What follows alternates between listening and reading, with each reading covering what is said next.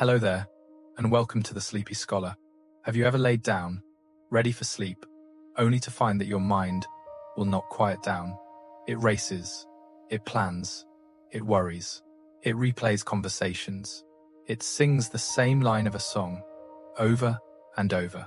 If you have, you are not alone. We often think of our mind as a tool, something that should be silent when we are not using it. But your mind is not a tool, it is not a machine. It is a living, breathing, complex world. Tonight, we aren't going to fight that noise. We're not going to try to empty our mind. Instead, we are going on a deep exploration of it. We are going to gently investigate why it is so busy. This journey is designed to help you drift off as we explore the hidden codes, the ancient programs, and the deep, beautiful mysteries of the very thing that is you. There is nothing for you to do now, nothing to solve, nothing to remember. All you need to do is get comfortable, settle into your bed, and let your body feel supported, heavy, and at ease. Let your breathing slow, and let's begin our journey. We begin with the world you see around you, or rather, the world your brain tells you that you see. The first and most profound truth of the mind is this: your perception of reality is not a clear window. It is an active, creative painting. Your brain is locked in the complete, silent darkness of your skull. It has no eyes. It has no ears. All it receives is a constant, chaotic storm of electrical signals from your nerves. And from this static, it must build your entire world. It is a master artist and a master editor. Consider this. As you are looking at a scene, you believe you are seeing all of it, but you are not. Your brain is actively filtering out almost everything. This is called change blindness. In famous experiments, people are shown a picture of a busy scene. The picture flashes and then flashes back, but with one enormous change, a building has vanished, or an airplane engine has disappeared. And people don't see it. They can look at the two images for minutes, back and forth, and be completely blind to a massive change. Why? Because your brain is not a camera, recording every detail. It is a survival machine. It only processes what it needs to. It creates a gist of the world and filters out the rest as noise. The very world you see is a heavily edited summary. Your mind is quiet, not because it's empty, but because it has already decided what you don't need to be bothered with.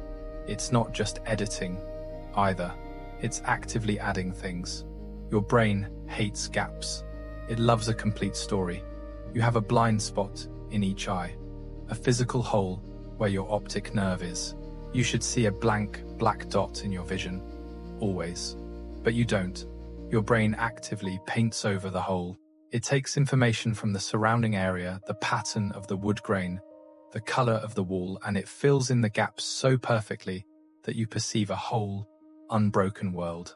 Your reality, the one you are experiencing right now, is a construction, a beautiful, functional, and necessary illusion. And this construction isn't just based on light and sound, it's based on your body.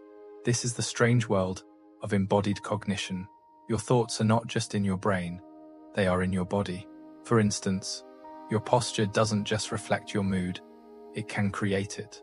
If you sit slumped over, in a defeated, closed posture, your brain will find it easier to retrieve sad memories and more difficult to feel hopeful.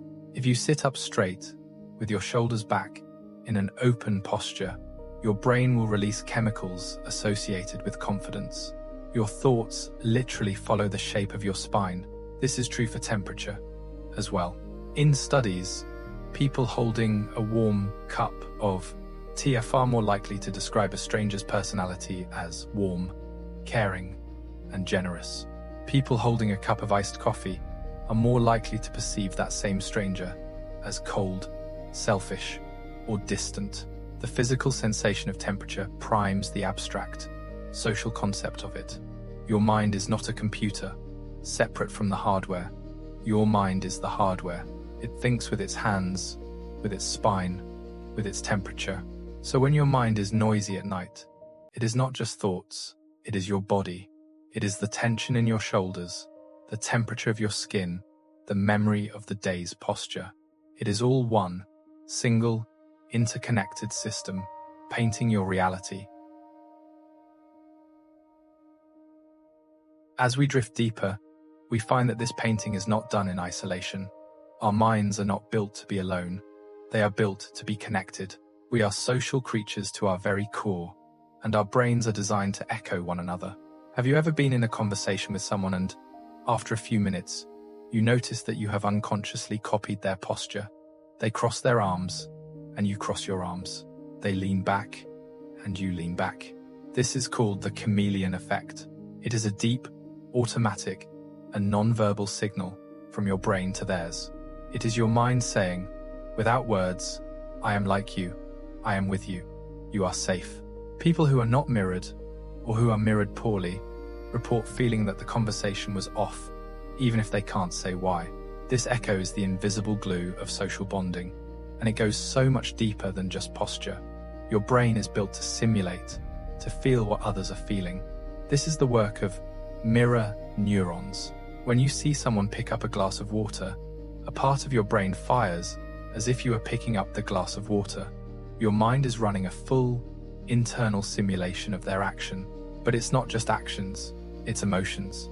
When you see someone smile, a genuine, happy smile, your brain's mirror neurons for joy fire. You feel a small, genuine echo of their happiness.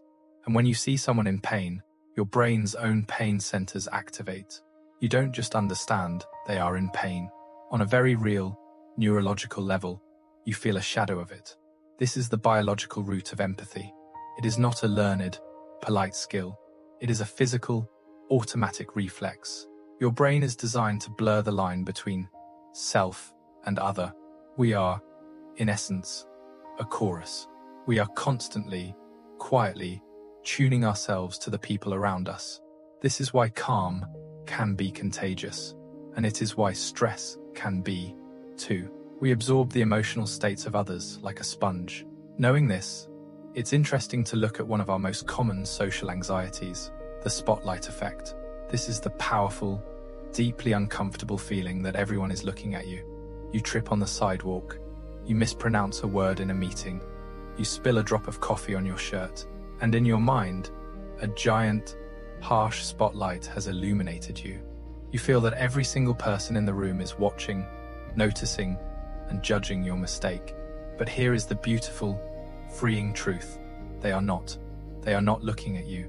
They are, just like you, trapped inside their own spotlight. They are worrying about their own hair, their own strange comment from 3 minutes ago, the text message they just received. In study after study, researchers have confirmed this. They've had students wear an embarrassing t-shirt into a crowded classroom. The student wearing the shirt would later estimate that at least half the people in the room noticed and laughed. The reality? Less than 10%. The spotlight is an illusion. It is a projection of our own self-consciousness. It feels real, but it is not. You are free. You can let that go. This social nature, this deep connection, is not a burden. It is, in fact, a key to our health. We've all heard that kindness is good, but your brain treats it as more than a moral concept. Your brain treats it as a biological medicine. When you perform a genuine act of altruism, helping someone with no expectation of reward, your brain's reward centers light up. It's an effect called the helper's high. It releases a cascade of positive neurochemicals, including oxytocin. This bonding hormone has powerful physical effects. It lowers your blood pressure, it reduces inflammation, it actively counters the corrosive effects of the stress hormone, cortisol. In a very literal, biological sense, being kind to others is one of the kindest things you can do for yourself. When your mind is noisy at night, it is not just your noise. It is the echo of every person you connected with that day. It is the shadow of their posture, the echo of their joy, the resonance of their stress. It is your brain, a social organ, working to process a connected world.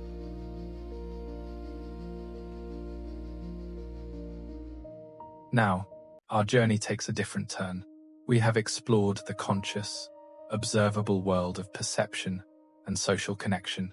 But now, we must go deeper. We float down, beneath the surface of the rational mind, into the silent, deep engine room of your consciousness. This is the realm of the subconscious, the hidden, vast, and mysterious part of you that is running the show. If your conscious mind is the tiny figure on the deck of a great ship, your subconscious mind is the enormous, unseen engine, the massive crew, and the captain, all at once. The first great mystery is that this hidden captain is making decisions before you are. We like to believe we are in control. We decide to reach for a glass of water, but in groundbreaking experiments, scientists can now read your brain's intention, your decision, a full 7 to 10 seconds before you are consciously aware of having made it. Your brain has already decided. It has set the engines in motion. Your conscious awareness, that feeling of, I will now do this, is one of the last things to happen. It is, perhaps, the ship's announcer telling you what the captain has already ordered. What does this mean? It means a part of you is thinking without your permission. It is acting without your knowledge. This is the source of much of your mind's noise. It is the sound of the deep engine working.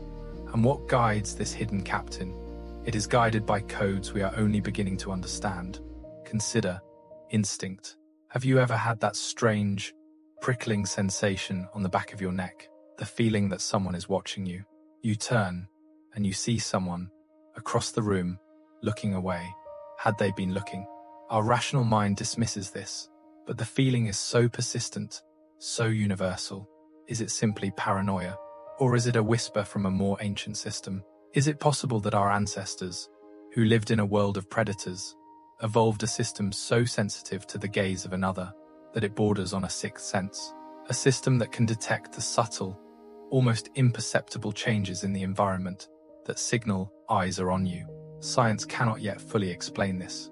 It remains a ghost in our own machine, a beautiful, unsettling, and mysterious piece of our hidden code. This deep engine is also responsible for the strangest of all mental glitches, déjà vu, that sudden, overwhelming, and deeply jarring feeling that you have lived this exact moment before. It is not a gentle memory. It is a powerful, sensory conviction. You know this moment. You know what the person is about to say. And then, just as quickly, oh, it's gone. What is this? Our rational mind scrambles for an answer. Is it a glitch in the matrix? Neuroscientists have a more likely, but no less fascinating theory. They believe it is a momentary misfiring of your brain's memory systems. Essentially, your brain has two pathways, one for present moment awareness and one for long-term memory retrieval. Déjà vu may be a split-second neurological traffic jam. The information from the present accidentally gets sent down the memory pathway first. So, for a fraction of a second, your brain is remembering the moment. At the exact same time, it is experiencing it. The result is a profound sense of paradox. A memory that is new. It is a file that has been saved and opened at the exact same time. A fleeting, harmless, and beautiful error in the code. And what of intuition? That gut feeling. That moment when you know the answer to a complex problem, but you cannot explain how you know it. This is not magic. This is your subconscious mind, working at a speed your conscious mind cannot comprehend. Your brain has been collecting data all day, every day, without your conscious awareness. It noticed the tiny, fleeting expression on a person's face. It registered the subtle tone of their voice. It collected thousands of micro-clues that your conscious mind filtered out as noise. Later, your conscious mind struggles. Do I trust this person? And the deep engine, your subconscious, which has already run the complex calculation on all that hidden data, simply sends a one-word answer to the deck. No, you don't know why. It's just a feeling. This is the source of the noise. Your mind is not just one mind. It is two. It is a conscious mind, trying to navigate in a straight line, and a vast, powerful, mysterious subconscious, operating on a different, deeper, and older logic. And if you're still with me, still floating on this journey, I'd like to take just a moment to thank you for being here at The Sleepy Scholar. If you are enjoying this exploration of the mind's quiet corners, and you'd like to join us for more journeys like this one, you can support the channel by liking this video and subscribing. It is a simple, quiet gesture that lets us know we are all on this journey together. There is no need to do it now. You can simply let the thought float by. Now, as we let that thought go, we continue our journey. We have seen the mysterious engine. Let us now look at what it builds. Let us drift into the living archives of your memory. We believe our memory is a library, a dusty archive of perfect, factual books. We think when we remember, we are pulling a book from the shelf and reading it. This is not true. Your memory is not a library, it is a stage. And every time you remember, you are not reading a play. You are performing it anew. When you recall a memory, your 10th birthday, for example, your brain does not play a video. It rebuilds the memory. It pulls the visual of the cake from your visual cortex. It pulls the feeling of happiness from your limbic system. It pulls the sound of the song from your auditory cortex. And it weaves them all together, live, on the stage of your mind. This is why memory is so changeable. Every time you perform that memory, you change it. If you are in a bad mood, you might rebuild the memory of your birthday. And this time, you remember the one child who was unkind to you. The memory is now darker. If you tell the story to a friend and get a laugh, you might unconsciously emphasize the funny parts. The next time you rebuild it, the memory is funnier. Your memory is not a factual record. It is a living, breathing, evolving story that your mind tells itself about itself. And because it is a story, it can be edited. This is the strange, unsettling world of false memories. Your mind can, with very little prompting, create a vivid, emotional, and detailed memory of something that never happened. In famous studies, researchers have shown people photographs from their childhood that have been subtly doctored. Perhaps a picture of them in a hot air balloon, something their parents confirm never happened. The researchers simply ask, "Tell me about this day." At first the person says, "I don't remember," but as they are asked to imagine it, to think about it, a remarkable thing happens. The brain, hating a gap in the story, begins to build. By the third session, a significant number of people will have a full, detailed memory of the hot air balloon ride.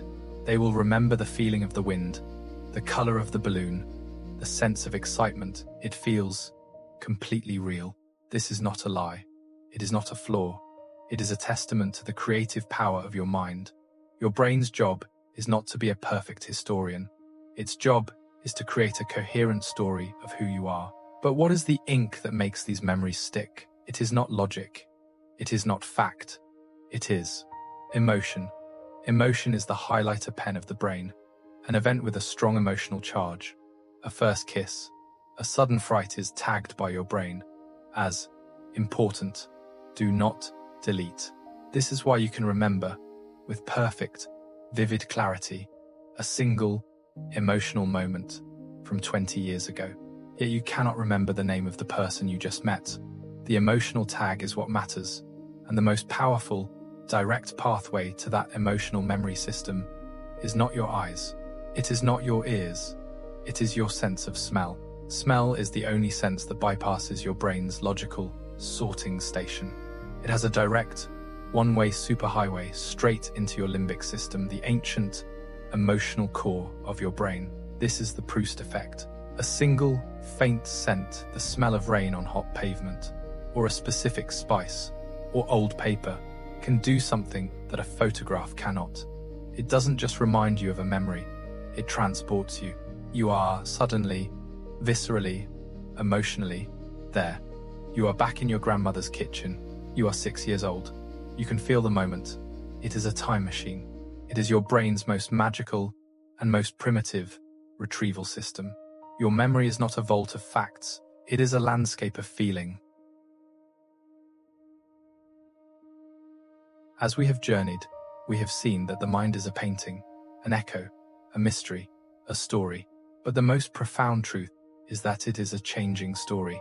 You are not fixed. You are not finished. The single most important discovery in modern neuroscience is neuroplasticity.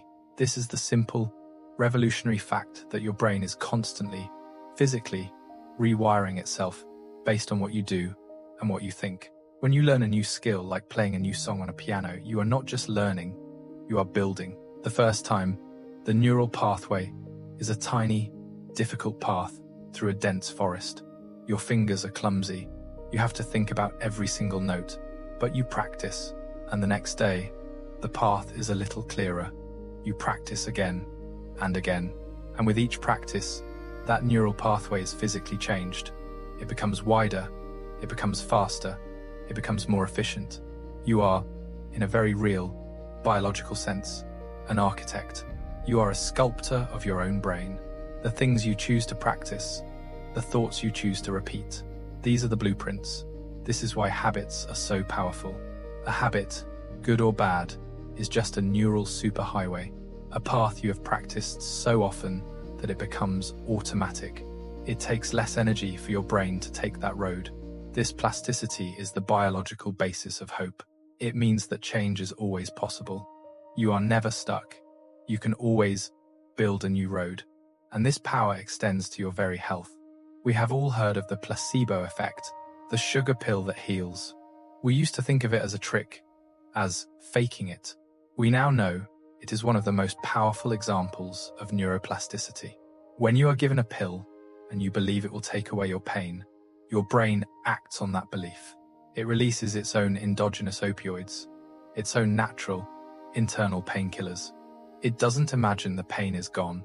It actively kills the pain, using its own internal pharmacy.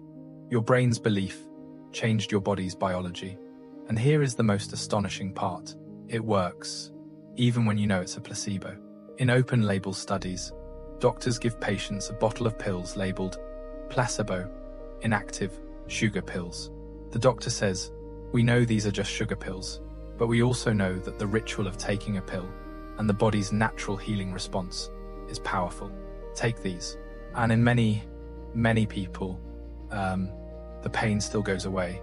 The belief in healing is so powerful, it can override the belief in logic.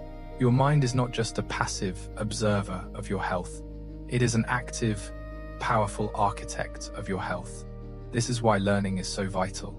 Learning a new skill, a new language, a new instrument, a new dance is not just a hobby. It is an act of neurological construction. It builds new roads. It creates cognitive reserve. It is one of the most powerful ways to protect your brain, to keep it flexible, healthy, and alive for your entire life.